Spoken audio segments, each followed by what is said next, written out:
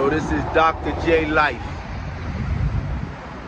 This is Dr. J Life of the Baymac Watch Lifesavers. We're in the business of saving lives. I must be about my Heavenly Father's business. I give all I have to the war is done. I give all I have to the war is won. I will not lose. Will you? I am that I am, the will of I am. I am that I am, the Holy Spirit will of I am. And I approve this message. The let's get in the beginning fit. In the beginning, single IMG. The single eye image of God. God said, if the single eye be lifted up, I will draw all husbandmen unto me. If the single eye be lifted up, I will draw all husbandmen unto me. This same 90-day hate waste fast is the same reason that David was a man after God's own heart. This same let's get in the beginning single eye image of God fit is the same reason that Noah was a perfect husbandman in his generation. It's the same reason that in Genesis 4:25 it says Seth, when Seth was born, he erased what Cain did when Cain killed Abel. And it says, and then the people began to call on the name of the Lord from Seth all the way until Noah, 2,000 years. Let's get in the beginning. Single eye image fit. We challenge you from this day right now, July the 18th, to the whole week ending in October the 24th, 2024. There's no greater glory than the 24 elders that sit before the throne day and night. So we're gonna go from July. You can register anytime between now, July the 16th and July the 24th. And we're gonna go from July the 24th to October the 24th, 2024. And we're gonna match, we're gonna raise the bar, and we're gonna match the bar that Raymond Saunders IV. We're gonna match if I be lifted.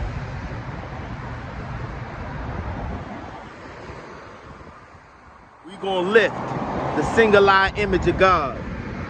Let's get ITV, the ITV perfect single eye image of God fit. I approve this message. And I challenge you to click that button, donate. My wife, Ray, our whole class that went down there to Oakwood, we arrived on the scene this same year, 30 years ago. The freshman class of 1994, we all graduated, the graduating class of 97. And most in that class turned 49 this year. Some of us turned 50 this year. We challenge you on our 49th and our 50th birthday, 30 years after we raised the bar on the nation. 30 years after we created hip hop.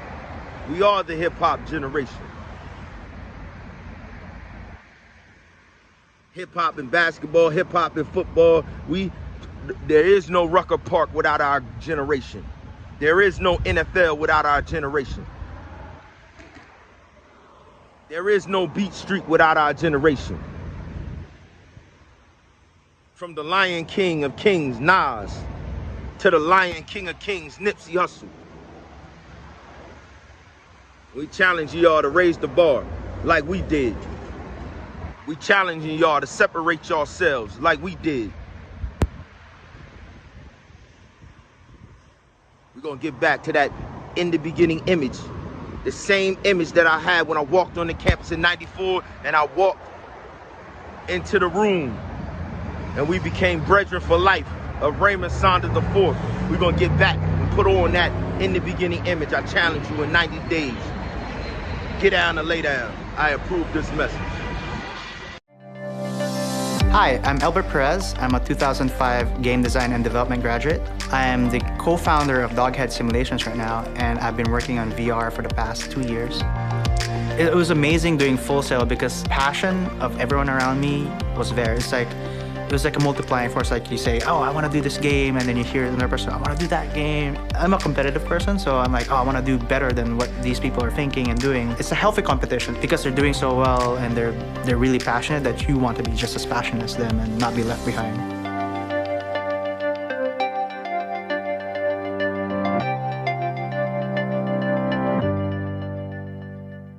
Hey everybody, this is David from Digit, and today we're in Tokyo, Japan to check out VR Zone, which is a new VR experience from Bandai and Namco.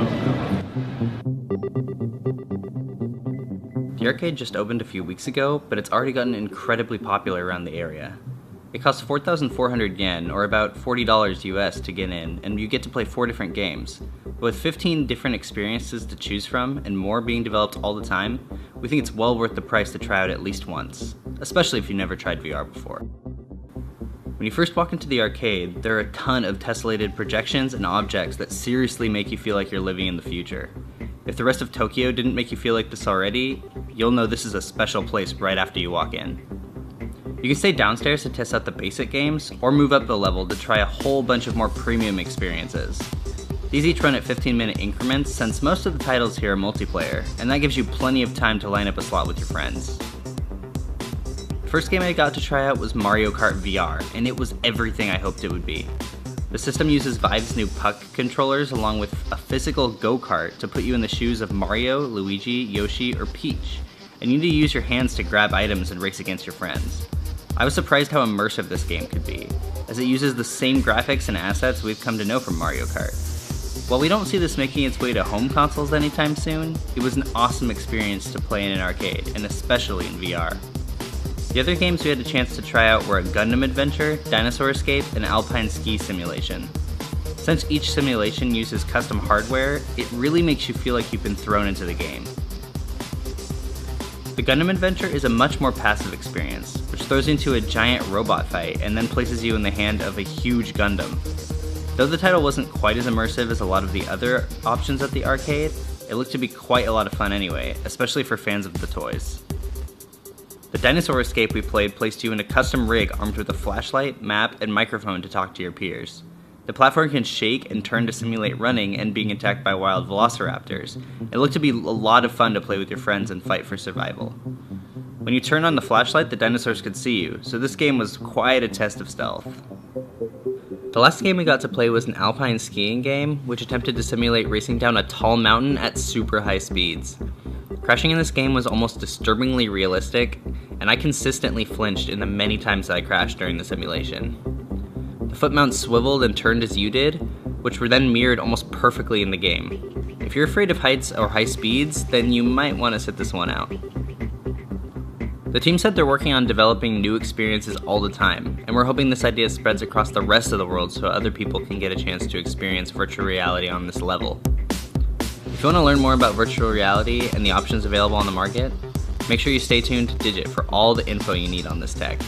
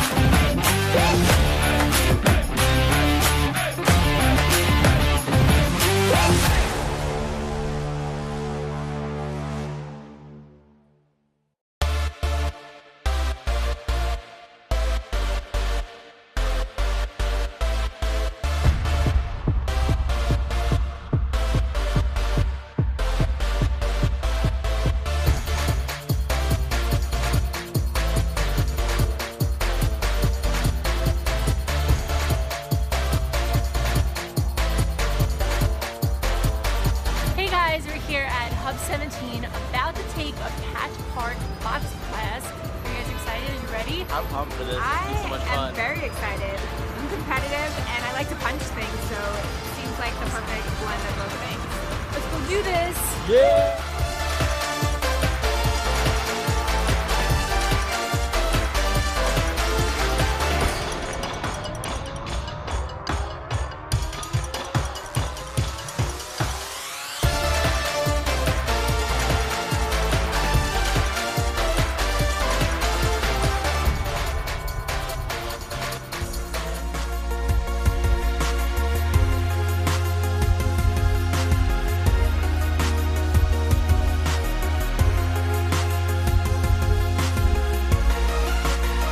We teach 2 to 3 combos per class, and that's the main focus of what you get to do on the machines. So you're not overwhelmed with all the punches and all the kicks. You have those basic combos that you can master during the class.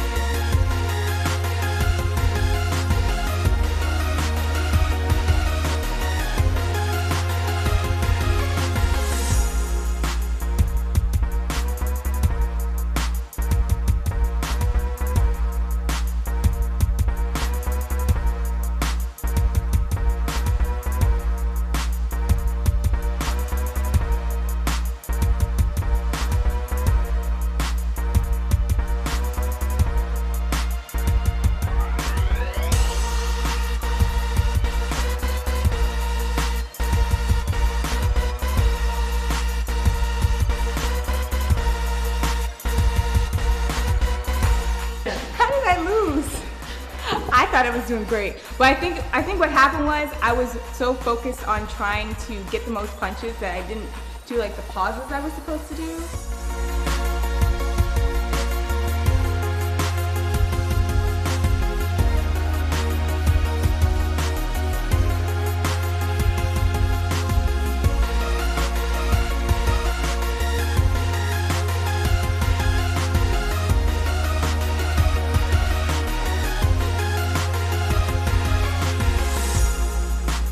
That's an intense workout. It was definitely challenging, but in a good way. I'm the type that always usually has her Apple Watch or something, so I always like to track my workouts. So I thought this was like the perfect way to see not only how many punches I can do, but how accurate they were, and kind of immediate feedback on how to get better. I just started boxing-ish with a friend in his basement. So this is like a whole different world compared to what I'm used to. But I really like how they correct different movements and show you how to do things correctly and with precision.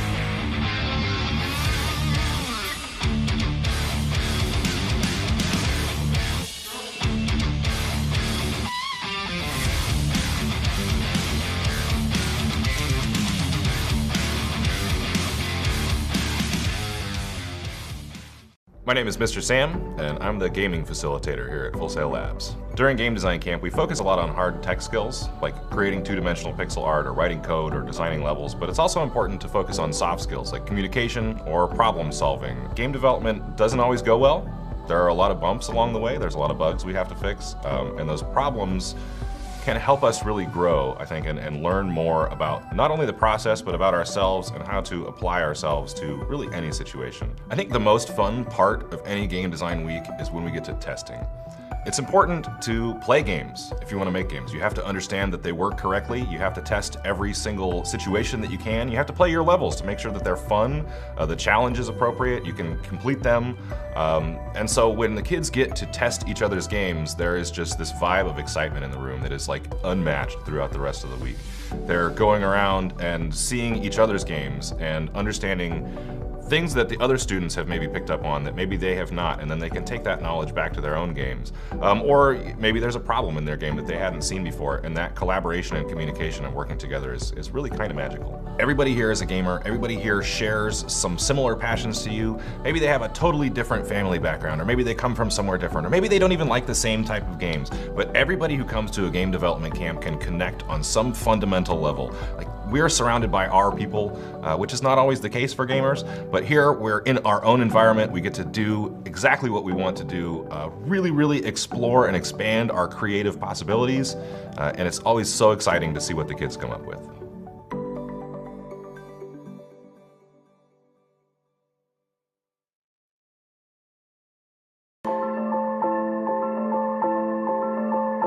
These 6 men were convicted of murder as teens in the 80s and 90s, so they've never even used smartphones. This year, Colorado created a program to make certain longtime inmates eligible for early release, using virtual reality to practice being on the outside. Oh, this is almost like real. This is crazy. Vice News visited the class as the inmates used VR for the first time.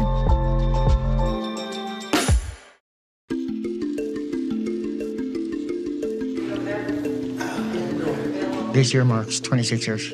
I was 16 when I was arrested. April will be 23 years, and I caught my case when I was 16. I committed my crime when I was 17, and I just finished my 31st year. I had to adapt in a way that no kid should have to. I worry every day that somehow not ever functioning in society as an adult, it's going to be impossible for me.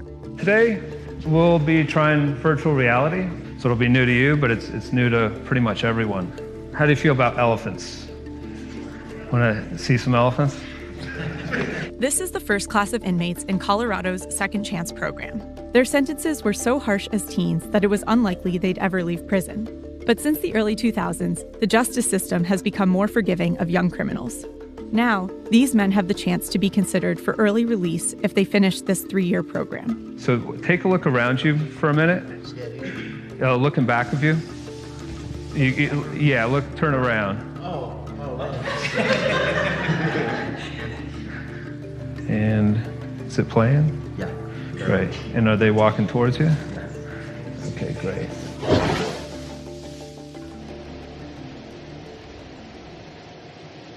Did you feel like you were there? My stomach is turning. Yeah. Sorry about that. That wasn't cool. I wasn't expecting that. The classes teach them money management and computer skills, but this is the program's main attraction. 360-degree videos get the inmates comfortable with the headsets and show them how much the world has changed. Why don't we try self-checkout? Now I'm going to show you how to check out of a grocery store and pay for the groceries you're buying using self-checkout. And the store trusts the people like that? Yeah, they do. You know, there's often sometimes someone standing around, but by and large, yeah. You will scan and bag your groceries yourself. Unless you need help, there's no store employee involved. What'd you think? That was amazing. It's like you're in there. I didn't know there was that much trust in the world, but that you can check out your own stuff. But I could stay on one of them things all day. It's just a way different world than the world I remember. It was, in some ways, depressing how much of the world that you've missed, you know, after a quarter century, you know, has gone by. It's a different planet. Yeah, I would not recognize that as a grocery store. No.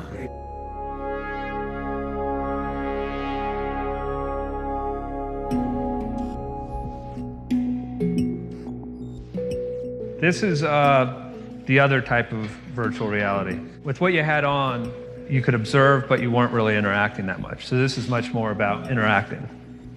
This one is how to do laundry. Okay, what am I doing? Separating the whites? Yeah, let's separate the colors first, and you can put it into one of the other cards.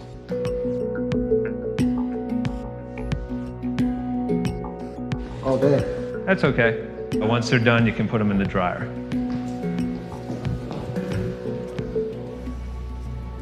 Too much of a good wash. Ethan Muller started developing virtual scenarios for inmates 2 years ago as VR production became cheaper. Oh, you're a tough guy, huh? Is that it? He thinks it's an effective training tool for both sides of criminal justice. He's developing VR to train police officers in conducting traffic stops and de-escalating suicide threats, and to prepare inmates to move between prisons with less anxiety.